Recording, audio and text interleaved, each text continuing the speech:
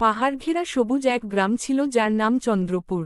গ্রামটি ছোট হলেও সেখানে মানুষের মন ছিল বড়। চারদিকে ধানক্ষেত, মাঝখানে নীলচে রঙের একটি নদী, আর দূরে জঙ্গলের ভেতর লুকিয়ে থাকা রহস্যময় পাহাড়। সেই গ্রামেই থাকত একটি মেয়ে, নাম তার মেহরিন। তার বয়স মাত্র 12, কিন্তু তার চোখে ছিল হাজারো প্রশ্ন আর অগণিত স্বপ্ন। মেহরিন ছোটবেলা থেকেই পরীর গল্প শুনতে ভালোবাসত। তার দাদি প্রতিদিন রাতে তাকে নানা রকম রূপকথা শোনাতেন। কখনো বলতেন ডানাওয়ালা সোনালি পরীর কথা, কখনো বা এমন এক পরীর কথা যে অন্ধকারে আলো ছড়ায়। দাদি বলতেন, সত্যিকারের পরীকে চোখে দেখা যায় না, তাকে অনুভব করতে হয় হৃদয় দিয়ে। একদিন বিকেলে মেহরিন নদীর ধারে বসেছিল। আকাশে তখন সূর্য ডুবে যাচ্ছে, চারদিকে কমলা আলো। হঠাৎ সে দেখল নদীর জলে অদ্ভুত এক ঝিলিক। মনে হল যেন কেউ সোনালি আলো ছড়িয়ে জলের উপর নাচছে। সে চোখ মুছে আবার তাকাল। এবার সে স্পষ্ট দেখল, জলের ওপর ভেসে আছে ছোট্ট এক আলোক বলয়। ধীরে ধীরে সেই আলো রূপ নিল এক অপূর্ব পরীতে। পরীর গায়ে ছিল নীল আর রূপালি রঙের ঝলমলে পোশাক। তার ডানা দুটো ছিল স্বচ্ছ কাচের মতো, আর মুখে ছিল কোমল হাসি। মেহরিন ভয়ে কাঁপতে লাগল, কিন্তু পরীর চোখে এমন মমতা ছিল যে তার ভয় ধীরে ধীরে কেটে গেল। পরী বলল, ভয় পেও না মেহরিন। আমি লুনা, আলো বন থেকে এসেছি। তোমার সাহস আর মনের পবিত্রতা আমাকে এখানে টেনেছে। মেহরিন অবাক হয়ে বলল, তুমি কি সত্যিই পরী? তুমি কি আমার দাদির গল্পের মতো? লুনা হেসে বলল, গল্পের সবকিছু কল্পনা নয়। কিছু সত্যি, কিছু শেখানোর জন্য বলা হয়। আমি এসেছি তোমার সাহায্য চাইতে। মেহরিনের বুক ধকধক করতে লাগল। সে বলল, আমি কিভাবে তোমাকে সাহায্য করব? লুনা বলল, আমাদের আলো বনের শক্তির উৎস একটি জাদুফুল। সেই ফুলের নাম আলোফুল। কিছুদিন আগে অন্ধকারের রাজা সেই ফুল চুরি করে পাহাড়ের গুহায় লুকিয়ে রেখেছে। আলোফুল ছাড়া আমাদের বন ধীরে ধীরে অন্ধকারে ডুবে যাচ্ছে। আমি একা গুহায় ঢুকতে পারি না, কারণ সেখানে মানুষের সাহস দরকার। মেহরিন কিছুক্ষণ চুপ করে রইল। সে জানত কাজটি সহজ নয়, কিন্তু তার ভেতরে অদ্ভুত এক শক্তি জেগে উঠল। সে বলল, আমি তোমার সঙ্গে যাব। পরী লুনা তার ডানার ছোঁয়ায় মেহরিনকে ঘিরে ফেলল। মুহূর্তেই তারা পৌঁছে গেল পাহাড়ের পাদদেশে। চারদিক অন্ধকার, বাতাসে ঠান্ডা সোদা গন্ধ।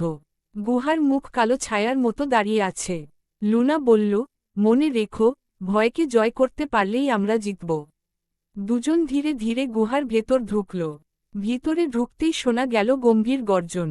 দেয়ালে ঝুলছে অদ্ভুত ছায়া। হঠাৎ সামনে দেখা গেল বিশাল এক ছায়ামূর্তি। সে অন্ধকারের রাজা। তার চোখ দুটো আগুনের মতো লাল। সে গর্জে উঠল, কে আমার গুহায় প্রবেশ করেছে? মেহরিন কাঁপলেও পিছিয়ে গেল না। সে বলল, তুমি যে আলোফুল চুরি করেছ, সেটি আমাদের ফেরত দাও। আলো কারো একার সম্পত্তি নয়। অন্ধকারের রাজা হাসল। সে বলল, ছোট মেয়ে, তুমি কি মনে করো তোমার সাহসে আমাকে হারাতে পারবে? মেহরিন চোখ বন্ধ করল। দাদির কথা মনে পড়ল। সত্যিকারের শক্তি আসে হৃদয় থেকে। সে জোরে বলল, আমি একা নই। আমার সঙ্গে আছে বিশ্বাস আর আলো। এই কথা বলতেই লুনার শরীর থেকে তীব্র আলো বেরিয়ে এল। সেই আলো মেহরিনের চারদিকে ছড়িয়ে পড়ল। অন্ধকারের রাজা চোখ ঢেকে ফেলল। গুহার দেয়াল কেঁপে উঠল। আলো ধীরে ধীরে ছায়াকে গলিয়ে দিতে লাগল।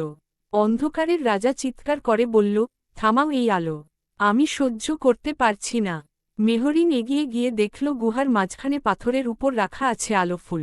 ফুলটি নিভু নিভু করছে। সে ফুলটি হাতে তুলে নিল। মুহূর্তেই গুহা আলোকিত হয়ে উঠল। অন্ধকারের রাজা ধোয়ার মতো মিলিয়ে গেল। চারদিক শান্ত হয়ে এল। লুনা আনন্দে কেঁদে ফেলল। সে বলল, তুমি পেরেছ মেহরিন। তোমার সাহস আমাদের বনকে বাঁচাল। মুহূর্তের মধ্যে তারা আলো বনে পৌঁছে গেল। সেখানে গাছগুলো শুকিয়ে গিয়েছিল, কিন্তু মেহরিন আলোফুলটি মাটিতে ছুঁয়ে দিতেই চারদিকে নতুন সবুজ পাতা গজাতে শুরু করল। পাখিরা গান গাইতে লাগল, ফুল ফুটে উঠল। লুনা বলল, তোমাকে আমরা কখনো ভুলব না, কিন্তু এখন তোমার বাড়ি ফেরার সময় হয়েছে। মেহরিনের মন একটু খারাপ হয়ে গেল। সে বলল, আমি কি তোমাকে আর দেখতে পাব না? লুনা মৃদু হেসে বলল, যখনই তুমি অন্যের উপকার করবে, যখনই অন্ধকারের বিরুদ্ধে দাঁড়াবে, তখনই আমাকে অনুভব করবে। আবার সেই সোনালি আলো মেহরিনকে ঘিরে ধরল। চোখ খুলে সে দেখল সে নদীর ধারে বসে আছে। আকাশে তখন পূর্ণিমার চাঁদ। পরদিন সকালেও সবকিছু স্বাভাবিক ছিল, কিন্তু মেহরিন জানত তার জীবনে কিছু বদলে গেছে। সে আগের চেয়ে বেশি সাহসী, বেশি আত্মবিশ্বাসী হয়ে উঠল। সে গ্রামের মানুষদের সাহায্য করতে শুরু করল। কারো পড়াশোনায় সাহায্য করত, কারো দুঃখে পাশে দাঁড়াত। ধীরে ধীরে চন্দ্রপুর গ্রাম বদলে যেতে লাগল। মানুষ একে অপরকে সাহায্য করতে শুরু করল, যেন অদৃশ্য কোনো আলো তাদের মন ছুঁয়ে গেছে। বছর কয়েক পরে মেহরিন বড় হল। সে গ্রামের শিশুদের গল্প শোনাত। সে বলত, সত্যিকারের পরী আকাশে নয়, আমাদের হৃদয় থাকে। অন্ধকার যত বড়ই হোক, এক ফোঁটা আলো তাকে হারাতে পারে। এক রাতে সে আবার নদীর ধারে গেল। হালকা বাতাস বইছে, হঠাৎ জলের উপর ক্ষীণ এক ঝিলিক দেখা গেল। মেহরিন মৃদু হেসে বলল, আমি জানি তুমি আছো। দূরে কোথাও যেন কোমল এক কণ্ঠ ভেসে এল, আমি সবসময় আছি।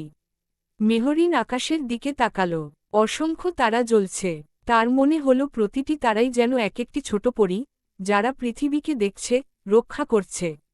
সেই দিন থেকে মেহরিন বুঝে গেল, পরী মানে কেবল ডানা আর জাদু নয়। পরী মানে সাহস, ভালোবাসা আর আলো ছড়ানোর ইচ্ছা। যে মানুষ নিজের ভয়কে জয় করে অন্যের জন্য দাঁড়াতে পারে, সেও এক একটি পরী। চন্দ্রপুর গ্রামের মানুষ আজও বলে, পূর্ণিমার রাতে নদীর ধারে গেলে সোনালি আলো দেখা যায়। কেউ বলে সেটা চাঁদের প্রতিফলন, কেউ বলে জোনাকি। কিন্তু যারা মনের চোখে দেখতে পারে, তারা জানে সেটা লুনার আশীর্বাদ। আর মেহরিনের গল্প ছড়িয়ে পড়ে আশেপাশের গ্রামেও। শিশুরা তার কাছ থেকে শিখে সাহসী হতে, ভালোবাসতে, আর অন্ধকারকে ভয় না পেতে। কারণ তারা জানে, তাদের হৃদয়ের ভেতরেও একটি ছোট আলোফুল আছে, যা কখনো নিভে যায় না। এইভাবেই এক সাধারণ মেয়ের সাহস আর একটি পরীর বিশ্বাস মিলে বদলে দিয়েছিল একটি বন, একটি গ্রাম, আর অসংখ্য হৃদয়। আলো আর অন্ধকারের লড়াই চলতেই থাকে, কিন্তু যতদিন মানুষের হৃদয়ে বিশ্বাস থাকবে, ততদিন পরীরা হারিয়ে যাবে না। সবুজ পাহাড় আর কুয়াশায় ঢাকা এক গ্রাম ছিল যার নাম রূপনগর। সেই গ্রামের এক প্রান্তে ছিল একটি পুরনো বটগাছ। লোকেরা বলত, গাছটির ভেতরে লুকিয়ে আছে এক গোপন জগতের দরজা। কিন্তু কেউ কখনো তা খুঁজে পায়নি। সবাই এটাকে শুধু গল্প ভেবেই উড়িয়ে দিত। রূপনগরে থাকত ১৩ বছরের একটি মেয়ে, নাম তার ঈশিতা। ঈশিতা ছিল কৌতূহলী আর সাহসী। অন্যরা যখন সন্ধ্যা নামলেই বাড়ি ফিরত, ঈশিতা তখনও মাঠে বসে আকাশের তারা গুনত। তার বিশ্বাস ছিল, পৃথিবীতে অনেক কিছু আছে যা চোখে দেখা যায় না, কিন্তু সত্যিই আছে। একদিন বিকেলে ঈশিতা বটগাছের নিচে বসে আঁকছিল। হঠাৎ সে শুনতে পেল মৃদু কান্নার শব্দ। চারদিকে তাকিয়ে সে কাউকে দেখতে পেল না। আবার সেই শব্দ এল, যেন খুব ছোট কারো কান্না। ঈশিতা ভয় পেলেও উঠে দাঁড়াল। সে গাছের কাণ্ডের কাছে গিয়ে হাত রাখতেই কাণ্ডের এক অংশ ধীরে ধীরে খুলে গেল। ভেতরে দেখা গেল ছোট্ট এক আলোকময় পথ। সেই পথের শেষে বসে আছে এক ক্ষুদ্র পরী। তার ডানাগুলো রংধনুর মতো ঝলমল করছে, কিন্তু মুখে গভীর দুঃখ। ঈশিতা ধীরে বলল, তুমি কে? পরী মৃদু স্বরে বলল, আমার নাম তারা।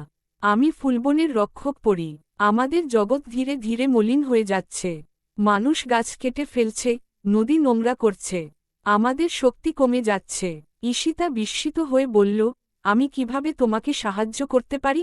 তারা বলল, তোমাদের গ্রামের পাশে যে শুকনো পুকুর আছে, তার নিচে আছে একটি জীবনরত্ন। সেটি জেগে উঠলে ফুলবন আবার প্রাণ ফিরে পাবে। কিন্তু সেই রত্ন জাগাতে দরকার একজন মানুষের নিঃস্বার্থ ভালোবাসা। ঈশিতা এক মুহূর্ত দেরি করল না। সে বলল, চল আমরা পুকুরের কাছে যাই। দুজনেই গোপনে শুকনো পুকুরের দিকে গেল। পুকুরটি বহু বছর ধরে পরিত্যক্ত। চারদিকে আগাছা আর আবর্জনা। ঈশিতার মনে কষ্ট হল। সে ভাবল, যদি সবাই মিলে পরিষ্কার করত, তাহলে জায়গাটা কত সুন্দর হতো। তারা বলল, রত্ন মাটির গভীরে আছে। কিন্তু তা জাগাতে হলে আগে এই পুকুর পরিষ্কার করতে হবে। পরের দিন ঈশিতা একা হাতে কাজ শুরু করল।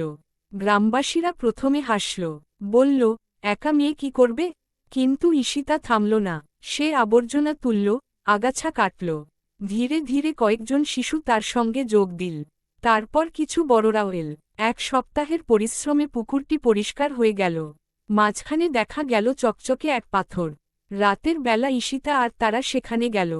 তারা বলল, এখন তোমার হৃদয়ের ইচ্ছা প্রকাশ করো।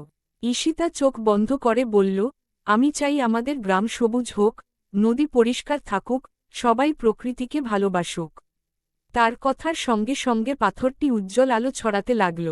আলো ছড়িয়ে পড়ল চারদিকে, শুকনো মাটিতে ঘাস গজাতে শুরু করল, পুকুরে ধীরে ধীরে পানি জমল, চারদিকে ফুটে উঠল নানা রঙের ফুল। তারা আনন্দে উড়তে লাগল। সে বলল, তোমার নিঃস্বার্থ ভালোবাসাই জীবনরত্নকে জাগিয়ে তুলেছে। পরদিন সকালে গ্রামবাসীরা অবাক হয়ে দেখল পুকুর ভরে গেছে পরিষ্কার জলে, চারদিকে ফুলের সৌরভ। সবাই বুঝল, একতার শক্তি কত বড়। ঈশিতা কাউকে পরীর কথা বলল না, কিন্তু সে জানত তারা তার পাশে আছে। যখনই সে ভালো কাজ করে, হালকা এক রংধনু আলো তার চোখে পড়ে। কিছুদিন পর গ্রামে গাছ লাগানোর উৎসব শুরু হল। শিশুরা প্রতিটি গাছকে নাম দিল। কেউ বলল আশা, কেউ বলল শান্তি। রূপনগর ধীরে ধীরে সবুজে ভরে উঠল। এক রাতে তারা আবার এল। সে বলল, আমাদের ফুলবন এখন নিরাপদ। কিন্তু মনে রেখো, প্রকৃতিকে রক্ষা করার দায়িত্ব শুধু পরীদের নয়, মানুষেরও। ঈশিতা মৃদু হেসে বলল, আমি কখনো ভুলব না। তারপর থেকে রূপনগরের মানুষ প্রকৃতির প্রতি আরও যত্নবান হয়ে উঠল। তারা নদীতে ময়লা ফেলত না, অযথা গাছ কাটত না। শিশুরা বড়দের শেখাত পরিবেশের গুরুত্ব। বছর ঘুরে গেল, ঈশিতা বড় হল, কিন্তু তার মন রইল আগের মতোই কোমল। সে গ্রামের স্কুলে পড়াতে শুরু করল। শিশুদের বলত, পরী মানে শুধু জাদু নয়, পরী মানে দায়িত্ব আর ভালোবাসা। কখনো কখনো সন্ধ্যায় বটগাছের নিচে হালকা রংধনু আলো দেখা যায়। গ্রামবাসীরা এখন আর হাসে না। তারা জানে, যখন মানুষ ভালো কাজ করে, তখন অদৃশ্য শক্তি তাদের আশীর্বাদ করে। এইভাবেই এক ছোট মেয়ের বিশ্বাস আর ভালোবাসা বদলে দিয়েছিল একটি গ্রাম। আর কোথাও না কোথাও, ফুলবনের গভীরে, তারা নামের এক পরী আজও ডানা মেলে উড়ে বেড়ায়, মানুষের হৃদয়ে আলো জ্বালিয়ে রাখে।